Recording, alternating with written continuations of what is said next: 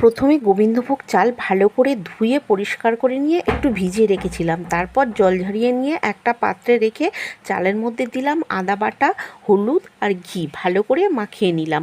তারপর একটা কড়া ওভেনে বসিয়ে 1 চামচ ঘি দেব। ঘি গরম হলে কিশমিশ আর কাজু ভেজে তুলে রাখবো। ওই কড়াইতে আর একটু ঘি দিয়ে তাতে দেব 2টো তেজপাতা, গোটা গরম মশলা। মশলা থেকে যখন সুন্দর গন্ধ বেরোবে তখন মাখানো চালটা দিয়ে দেব। চালটা হালকা নাড়াচাড়া করে নিয়ে যে বাটির মাপে চাল নিয়েছিলাম সেই বাটির মাপ করে 2 বাটি জল দিয়ে দেব। আমি 1 বাটি চাল নিয়েছিলাম, তাই 2 বাটি জল দিয়ে দিলাম। এবার দিয়ে দেব স্বাদ মতো নুন আর 1 চামচ চিনি।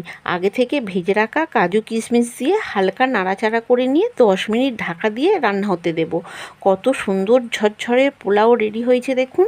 পোলাওটা কেমন খেতে হয়েছে চলুন কমেন্ট শুনে নেওয়া যাক।